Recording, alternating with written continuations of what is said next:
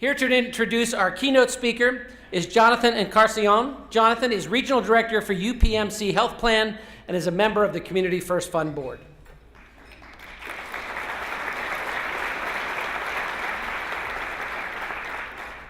Thank you. On behalf of UPMC Health Plan, the #1 Medicaid plan in Pennsylvania for the past 9 years, our CEO, Diane Holder, and our division president, John Lovelace, it is a pleasure for me to introduce to you Mr. William E. Strickland, also known to his friend as Bill. And Bill, you're definitely among friends today. Bill Strickland is a native of Pittsburgh and the president and CEO of Manchester Bidwell Corporation and its subsidiaries. In 1969, he graduated cum laude with a bachelor's degree in American history and foreign relations from the University of Pittsburgh. Throughout his distinguished career, Mr. Strickland has been honored with numerous prestigious awards for his contribution to the arts and the communities that he serves. In January of 2012, Bill Strickland was elected to serve on the task force for child protection by Pennsylvania's Governor, Tom Corbett, and in November of 2011, Mr. Strickland traveled to Tokyo, Japan to receive the Goi Peace Award, which is awarded annually by the Goi Peace Foundation to honor an individual or organizations in various fields that have contributed to the advancements of world peace and humanity. Ladies and gentlemen, please help me welcome Mr. Bill Strickland.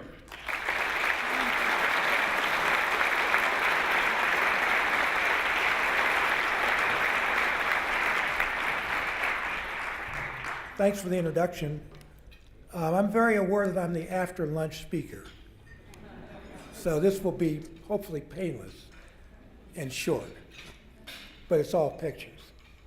And I want to thank Cheryl for getting me back, and Dan. You're doing good work, man. I mean, really good work.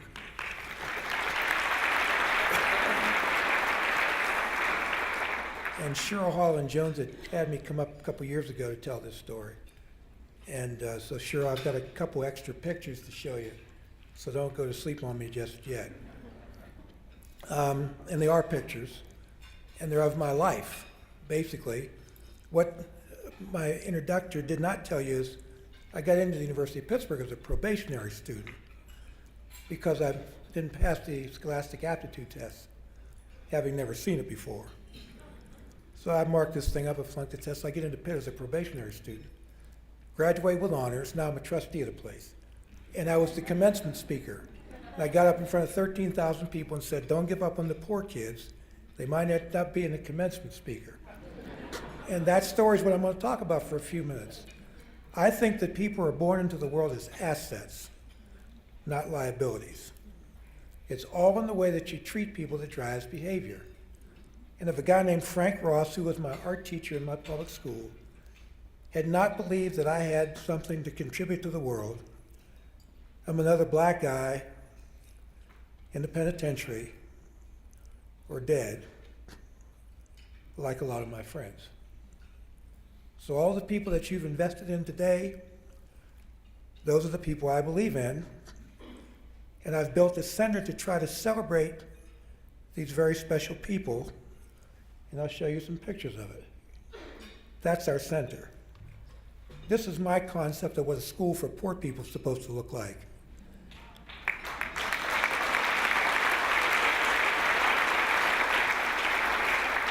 It's in the highest crime rate neighborhood, which is my neighborhood. I've spent 66 years in 6 city blocks. And part of the reason I stayed is I wanted to let the world know you don't have to go to the world, you can bring it to your neighborhood. And I also wanted to let the kids know that just because you're poor, black, or Hispanic, that's not the whole story. And I'm a big believer in environment. Environment drives behavior. If you don't remember anything else I say for the next couple of minutes, except that environment drives behavior, I've done my job. The poor guys always get the lousy buildings, the malfunctioning equipment, lousy food, and people are stunned that you can't get world-class outcomes. So I flipped the thing on its head and said, rather than treat the poor people to the worst conditions, why don't we treat them to the best conditions and see what happens, since nothing else seems to be working. So I hired a student of a guy named Frank Lloyd Wright. You heard of him? Yeah, he did okay in the architecture business. And Mr. Ross took a bunch of us high school kids when I was 16 years old to see a very famous house called Falling Water. It's just south of Pittsburgh. So, Mr. Mayor, I'm standing there at the Falling Water place. I'm 16 years old, and they got a creek running right down through the middle of the house. And I looked at that and I said, in my neighborhood, we spend time trying to keep the water out of the house. This guy's got a creek running right down through the middle of the place. That's an interesting way of looking at water, man. And I said, I'm going to get that light into my neighborhood if it's the last thing I do. Well, I built this building, so I fulfilled my commitment to myself. This is in the toughest neighborhood in Pittsburgh with the highest crime rate. It's my neighborhood. We had 2 murders last month. We're on track for another one this month. Same old story, inner city kids shooting each other over tennis shoes or something stupid. But what does not happen in my center is any of that. When you come to visit, and I'm trying to get many people to come, you won't go through a metal detector because there isn't one. You also will not see any bars in the windows because there aren't any. And there are no security cameras. And I have millions in computers and artwork and technology. We haven't lost a screwdriver in 27 years in the highest crime rate neighborhood in Pittsburgh. Now, if you remind me, I'll take you up to Seymour High School. It's still up the street, with steel doors, bars in the windows, security cameras, and the garbage cans are chained to the wall with boat chains, 4 blocks from this building in the same neighborhood. Now, you tell me, either I'm the luckiest guy in Pittsburgh, or there's something about the environment that we built for these kids. And I'm telling you, that's a big part of the answer to this thing. That's the entrance to our building. We have fabulous artwork throughout the building. It's all my taste. Well, because I raised all the money. I said to my board, when y'all raise the money, we'll put your taste on the wall. But we have quilts and clay and calligraphy, and everywhere your eye turns to something beautiful looking back at you. Some of those, by the way, are Amish quilts that I had commissioned over in this part of Pennsylvania.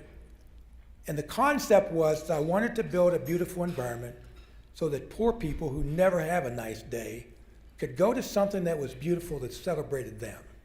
The worst part about poverty is what it does to your spirit. Poor people never have a nice day.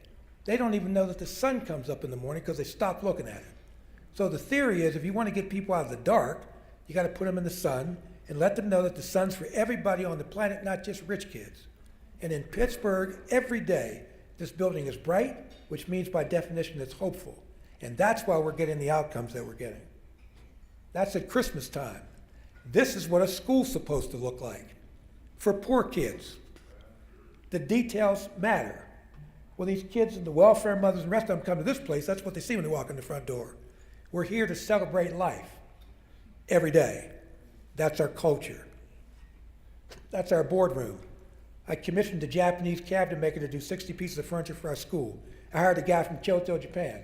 We were building the building. A friend of mine went to Japan, married his woodworker, and brought him back to Pittsburgh. Said, my husband's Japanese, and I understand you're teaching the building trades, which we were back then.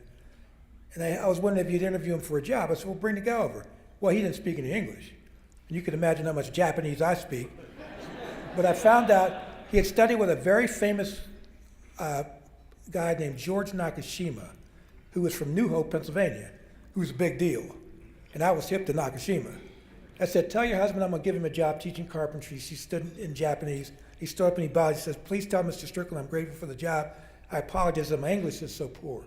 I said, well, you tell your husband that the students he's going to work with don't speak English either, so they ought to get along fine. And I hired the guy, worked out all right. And we got 60 pieces out of it for our school. That's black walnut. The trees were cut in Pennsylvania. The furniture was made on site. This is how you're supposed to treat people. I promote Heinz ketchup wherever I go in the world. Good. If you don't eat it, start. And if you're eating now, eat more of it. I don't know where your politics are about ketchup, but I stand with ketchup. In the old days before I got real sophisticated, I had a cardboard box built in my school. Man, I had it in a garbage bag. And I'm dragging this bag all over Pittsburgh trying to raise money to build this thing. And I got called into the office of United States Senator John Heinz, who was the heir to the Heinz ketchup fortune, which was like going to see the Wizard of Oz, because he had about 600 million, I had about 60 cents. He said, man, you've done a great job with the black folks and the ex-steel workers, and we understand you want to build a new school. I said, yes, sir. He said, well, you could really help the Heinz companies affirmative action goals out. If you'd add a culinary program to school and you get it built, that way you could have some black folks and solve the problem. Well, we were a building trades program back then, remember? I said, Senator, I'm really reluctant to go into a field I don't know anything about. But I promise you, man, give me the money, we'll build the school, I'll come back in a couple years, and we'll get that culinary program going just like you asked. And he sat real quietly, he said, well, what would your answer be if I said I'd give you $1 million? I said, Senator, it appears that we're going into the food training business. And John did me a million bucks, but as importantly, he allowed me to head of research for the Heinz Ketchup Company. And we built a gourmet cooks program for welfare mothers. We've lost John Heinz to a plane accident, but we didn't lose his spirit, man. And when y'all come to visit me in Pittsburgh, you'll feel his spirit at the front door of that building. He's a good guy. That's our amphitheater. Now, this is a 1-year, high-intensity program, and we take people in this program with no background in food, and they're doing gourmet food preparation in 10 months. And they go to work for all the big shot food purveyors, retailers and wholesalers, Sodexo, Marriott, and so on. And what we've been able to demonstrate is we can take people that have been written off and turn them into assets in 12 months flat. That's our pastry department. That's lunch at the school. We came up with a new concept. Feed people when they're hungry. The poor folks oftentimes don't get lunch. They don't get breakfast. And it's pretty tough to teach them if they're hungry. So we solved that problem, so we subsidize a gourmet lunch for every student in the building. So if people tell you that you can't serve poor people gourmet food, send them to Pittsburgh. I've been doing it for 26 years. You just have to want to do it bad enough. Oh, by the way, it costs less money to do it this way than our local public school system provides. For real. The kids called a press conference 7 years ago to protest the food that they were being presented in the school system. They've never called a press conference to disrupt the pattern of food that we're giving to them. Environment drives behavior. These are welfare mothers doing this stuff. These are all the people, man, that everybody says can't do creative stuff. Well, where'd that come from? It came from their imagination, and it came from their spirit. You rekindle the human spirit, that's what you get. That's lunch. And that's dessert. That's one of our guys. And this is Chef Keith, he teaches production. That's our dining room. Reminds you of your high school cafeteria, right? Yeah. Well, this is our concept of what a food program is supposed to look like in the middle of the inner city. By the way, that's why we built it. So part of my goal in life is to change your mind about the inner city to that picture, just like Dan's trying to do. We train pharmaceutical techs for the pharmacy industry. You come to Pittsburgh, I'll show you poor people with no background in science doing pharmaceutical applications in 10 months. Many of whom are working for UPMC, I might add, because in addition to a very generous introduction, I'm also a director of UPMC. And so we believe in the people that we're training big time. These are students. This is called a classroom. These guys. This fella's now working for the Water Treatment Authority. He went from unemployment to $50,000 a year in 12 months.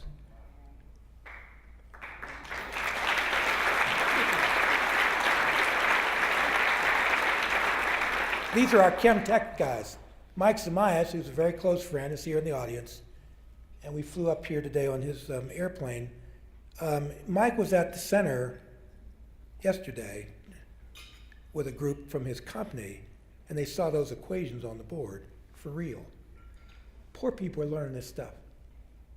Welfare mothers are doing pharmaceutical and chemical applications using logarithmic calculators as sure as I'm standing at this podium. So you can't tell me that we have to be living like this. We can solve this problem. I'm taking welfare mothers in 10 months to go to work for Bayer, Calgon Carbon, Alcoa, and PPG. And not because of the affirmative action program, because they're competent technicians and competent employees, which happens to be the solution for affirmative action, by the way. Hire people that know what they're doing.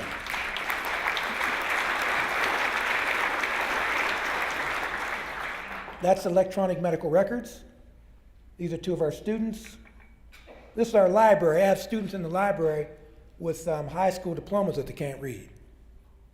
Not one of them, I got a lot of them. We ain't gonna make it, guys. if we got kids walking the streets with diplomas that they can't read. We ain't gonna make it. Oh, by the way, I didn't come up here for entertainment. This is a gale warning. This speech is a warning. The storm's coming. We got to get prepared to turn this thing around. We're going to lose our state, and we're going to lose our country. This is the arts program. Remember, I'm the black guy from the 60s making pottery in the streets? Well, this was Mr. Ross, who's the guy who saved my life. He taught me clay. I got pretty good at it. And back then, I was on the streets like everybody else with a little program, and the bishop of the Episcopal Diocese really liked me. So I used to go see the bishop, and he'd give me checks out of the discretionary fund. That's how I got my program started. So this program was started by a white Episcopal bishop in Pittsburgh who believed a black kid who wanted to turn everybody into a ceramic artist and save mankind.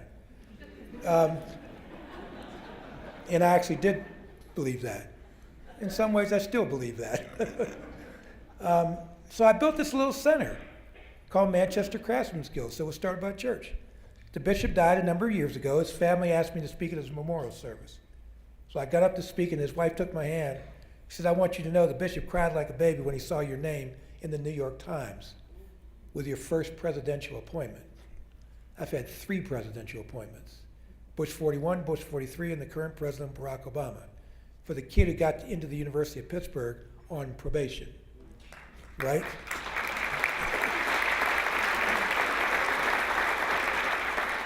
Don't judge the book by the cover.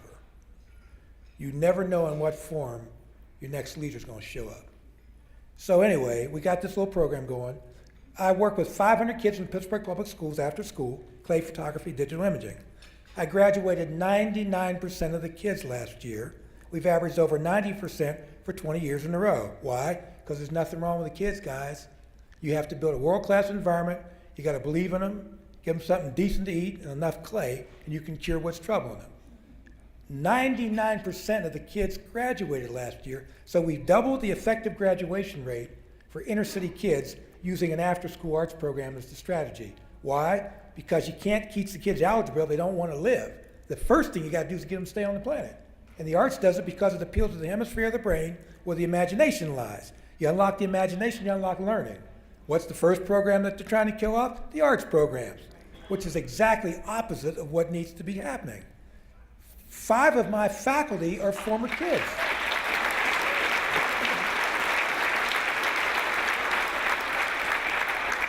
You know, I got 5 of my faculty are former kids. Chad was around here somewhere, is one of our guys. He lives up here now. Great Mennonite minister and works with our program in Pittsburgh. So we do clay. These are all the kids. This kid's going to Penn State after his brother, who's already there, came through the program, back to back, brother to brother. This is the kids' work. Now, the point is not to train artists. The point is use the arts as a strategy to get the kids into a new life. That's the point. Not to train ceramic artists and photographers. We do some of that. But we've learned that if you can get the kids engaged in learning, they get excited about it. And then you solve the problem. This is all children's work. All the kids who have no ability, of course. This is a piece the kids did for the school. I brought in Sana. Mr. Sana is one of the great mosaic artists in the world. Teach these kids how to do that. This is a new photograph I've added. I had a Pulitzer Prize winning photographer go around my building and take some pictures. That's one of the pictures she took. You know what's fascinated me about that picture? His eyes. Look at his eyes. That is a kid learning something. So when I go into a school, the first thing I do is look at the children's eyes, because that tells you what the story is. Most of the time they're looking out the window or looking at each other, and they're not looking at the book. They are in my center. That is not accidental. That is our culture. Look at that kid's eyes. So as to this mythology that inner city kids don't want to learn, why are they learning in my center? Because we believe in them, that's why. And they start to believe that life is worth living. We do photography. Kid who took that picture is working for Walt Disney Studios. This is the gallery for the kids. This is how we present their work. With a formal food presentation, smoked salmon, museum quality invitation, and we even got their parents coming. 15 years ago, I'd do these shows, now the parents would show up, so the kids would start to tear up because they'd worked so hard, the parents wouldn't show up. Well, one of my buddies got off into Jesus. saving souls for the Lord with a Bible and all that kind of stuff. And I said, I want you to come work for me. You got to tone down the Jesus stuff, but keep the enthusiasm, man. I can't get the parents to come. He said, I'll get them to come. So I took the keys to the van and started going to the parents' house and knocking on the door. Miss Jones, I know you wanted to come. Your kids are coming, but you probably didn't have a ride. So I came to give you a ride. We got 10 parents, 20 parents the last show, and I counted them. 300 parents, and we didn't pick up one parent. Why? Because now it's not cool not to show up and support your kids at the Manchester Craftsman's Guild Art opening.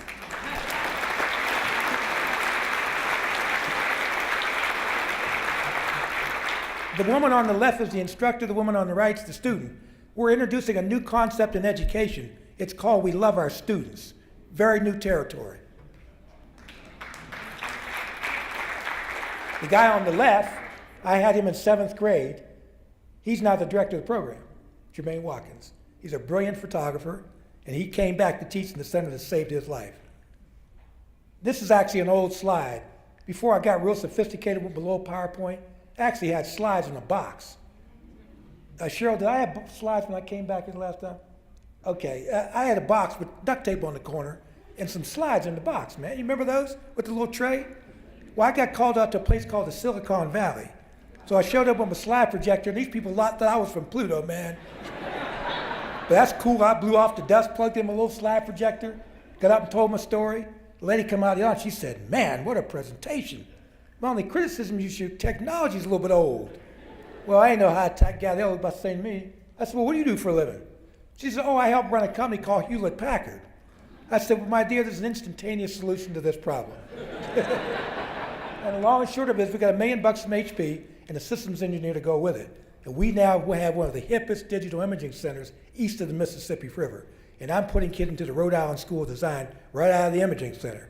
But I keep this slide in here for nostalgia reasons, and you never know when an Apple representative might be in the audience.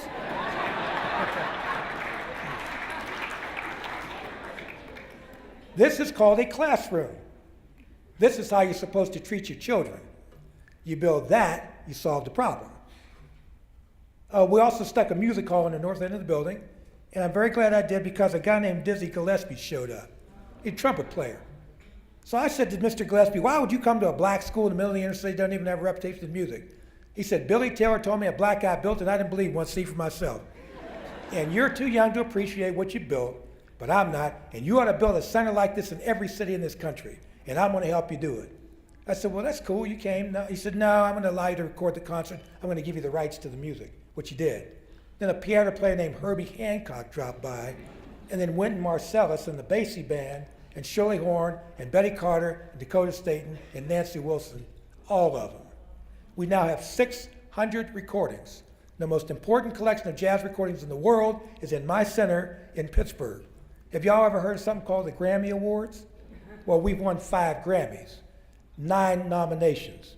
We have over a 50% win rate for nominations versus Grammy Awards, and we think we're doing fine in the jazz space, big time, because one of my goals is to never let the music of Nancy Wilson and Ella Fitzgerald die, any more than I'm going to let the music of Tito Puente die.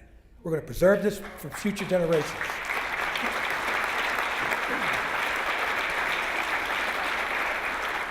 We bring all the kids over from the public school system to hear music. Look at their faces. This is the way that kids are supposed to look when they go to school every day. Hello? We've got to build environments that celebrate living, and kids will start to believe it. Those kids. There's Dizzy. That's a guy named Pat Metheny, pretty good guitar player. And those are our 5 Grammys, back to back with Nancy Wilson, by the way. That's our recording studio. We do 5-point surround sound. That's the audience on opening night. If you dropped a bomb in that room, it'd wipe out all the rich people in Pennsylvania. Because they were all sitting there, man, including my mom and dad, who are in the 3rd row on the left-hand side. They're both now deceased, but they lived long enough to see their kid build a center in the neighborhood, open it up black tie. The next night, I had the neighborhood come in, had same food both nights, same music. Why? Because I wanted to establish the principle that you don't have to own a tuxedo to be treated with dignity. And we now sell out all of our concerts in subscription 3 weeks after the season's announced in the middle of the inner city of Pittsburgh. This weekend I'll be introducing Diane Shore from stage, and next weekend after that, a guy named Freddie Cole, who happens to be Nat King Cole's brother, on our stage. This was burned out during the riots. This is my economic development story. So I had another box built, hit the streets. I built that. That's our concept of a medical technology building. And I built this since I think I was here the last time. And it's a UPMC partnership opportunity, by the way. Jeff Romoff, who eats nails for breakfast, said, "You're on to something big. I want to work with you, man." So he moved a piece of his building operation over here, took the lease, built the thing, makes money. And it's now become one of the destinations for every employee at the medical center. So it's a great demonstration of how the power of a medical community can work with a community-based organization and solve the problem. It's called the perfect circle. There's the fountain, UPMC, we got a bank in there. I also built a greenhouse. The reason I built a greenhouse is 14 years ago, a guy came to my house and he brought this flyer. I said, "What's that?" He said, "Oh, it's an orchid." I said, "Oh, that's cool." So I'm curious about stuff, so I bought a book, Orchids for Beginners, and started visiting greenhouses. After the third one, I said, "That ain't that big a deal, I can do that." So I raised $7 million, and I built a greenhouse in the middle of the inner city of Pittsburgh in a black neighborhood to grow those, which we sell in the grocery stores, that generates money to support the center. There's the greenhouse. It's one of the most advanced technology greenhouses in Pennsylvania in a black neighborhood. Those orchids. We took first and second prize in the Orchid Symposium. So the welfare mothers are growing orchids that generate money to support the center that's giving them a free education. It's called the perfect circle, guys. There's nothing wrong with poor people except the way they've been abused. And this can be solved with existing money. You don't need 10 cents more. We've got to reallocate the money we're wasting. But that can be done. At one of the graduations, a woman came up to me. She had marks up her arm. And she said, "I want to thank you for saving my life." I said, "How did I save your life?" Well, she enrolled in the program. She's off of drugs. And she said, "I went to Canada on a field trip, and the customs agent called me ma'am for the first time in my memory. And I was able to put back a concept of how to feel like a real human being." And she's working in the industry, and as far as I know, she's doing fine. Those are, we're now into hydrangeas too. And we just did a deal with the zoo. We did a deal with the polar bears. The zoo wanted to raise some money for the polar bears. We got into the idea of creating a special poinsettia. And last year, we sold all the poinsettias and split the money with the polar bears. So everybody's cool, and guess what? We're growing a lot of poinsettias for this Christmas, man. This is getting to be a very interesting story. In the middle of the inner city of Pittsburgh, where supposedly there's no life. Well, there's plenty of life. You just have to put it there. Well, that's the Home and Garden Show. Now I'm down to the end of the talk, and this is where the story takes another interesting kind of turn. Remember I was out there at Silicon Valley with my little slideshow? Well, this young man came out of the audience. He had tennis shoes, blue jeans, and t-shirt. He said, "Man, wow, that's cool, man." I said, "Great, what are you into?" He said, "Oh, I built a company called eBay." I said, "Oh, great, you got a card?" So I went back to Pittsburgh, and I asked one of the little techie kids, I said, "Have you ever heard of something called eBay?" He said, "Yeah, Mr. Strickland, that's the Electronic Commerce Network." I said, "Holy smokes, I met the guy that built the company." So I called him up. I said, "Mr. Skull, I've come to have a much deeper appreciation of who you are, man." And he started laughing. He said, "I thought you'd figure it out sooner or later." Here's $500,000. Mike Smiles met him. Good man. I said, "Why are you doing this?" He said, "Dizzy was right. I think you can scale this." So Jeff and I have stuck around. We're now building centers, man. We don't own them, don't want to own them. What I want to do is get them built. And we're all affiliated with each other because we can learn stuff. So we got Brockway, that's our second one in Pennsylvania, rural center for poor white kids, set up by a black guy from Pittsburgh. That's a good story. Cincinnati. This is the space in Frisco before it was fixed up. There's Mr. eBay, Jeff Skull, Billy Wong and the kids doing digital imaging in San Francisco. They're the kids. Oh, by the way, every space that we build is beautiful or we will not build it. Steelcase, the furniture guys, give us a 60% discount on the furniture, and they donate the design in every city. So we have an elegant facility for people who deserve one. They're the kids. Those are not losers. They were losers. These kids are now winners. They got a life. This is Cincinnati, cut the dropout rate to 6%, 24 months. I don't live in Cincinnati, I live in Pittsburgh. There's the building, there are the kids. They graduated 94% of their kids last year. There's the environment, those are the kids. They turned this into a business, doing murals around Cincinnati, $11,000 a mural. This is the one we'd opened up in Grand Rapids. The guy who built it went to a great length to build it, and he called me from the Anderson Cancer Center 6 years ago, and he says, I don't think I'm coming home. I have a virulent form of leukemia. Just in case I don't make it, the two things I want you to tell the audience is I was proud of my family and proud of the center I built for people with no hope. It's one thing for me to be standing up here talking about my undying love for the poor and all that. I think I got a few years left. When you're down to your last 3 weeks, that's called evidence. And Jim went to his grave with that on his mind. There's the space. Those are pictures of Dr. King taken during the last 2 years of his life until he was killed. That's the dining facility for the kids. That's where they eat lunch. Western Michigan Center. Cut the dropout rate to 5% in Grand Rapids in 24 months. They're the kids. Oh, by the way, I'm an advocate for public education. So don't be confused. We got to rebuild the public school system. Remember, my life was saved by a public school teacher. But he was teaching, man. He wasn't a prison guard. He was a school teacher. And so we got to change the culture and get at this. Oh, by the way, those are two of our graduates from the program. One of the ways, ma'am, that we now know that the program is taking effect on the kids, they start pulling their pants up.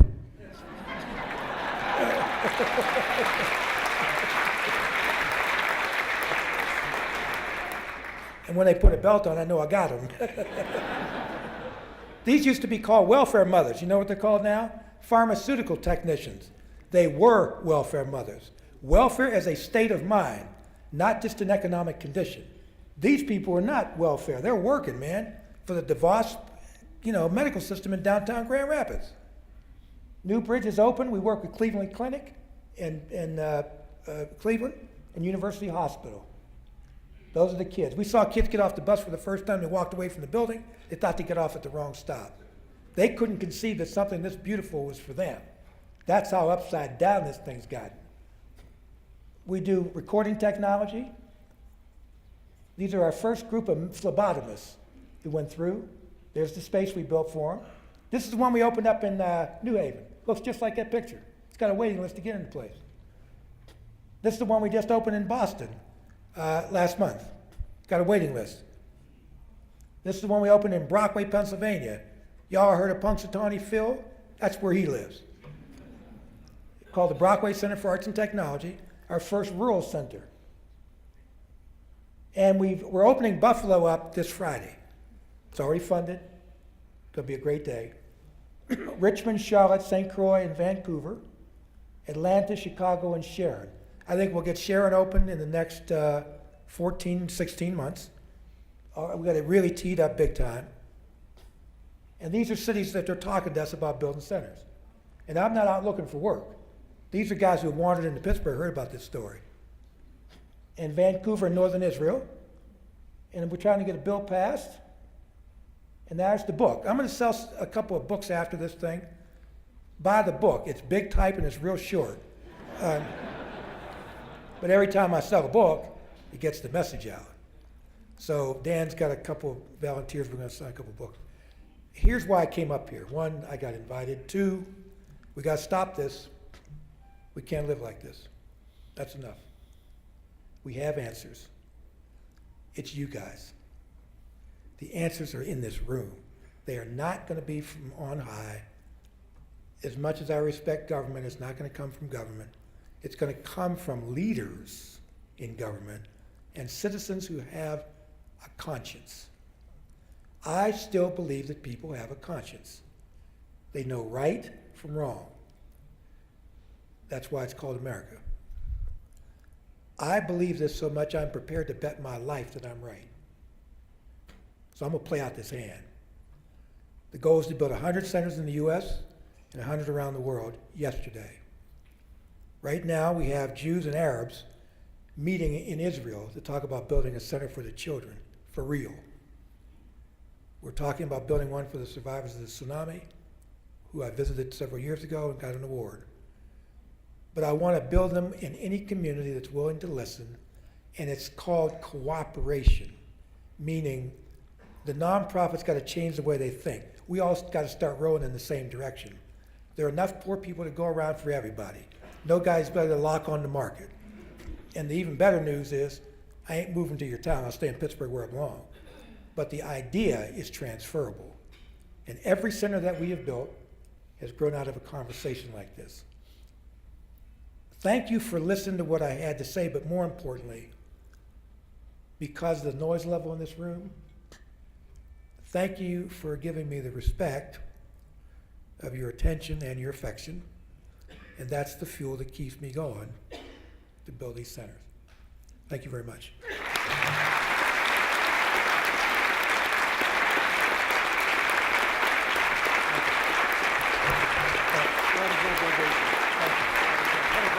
Thank you. Thank you.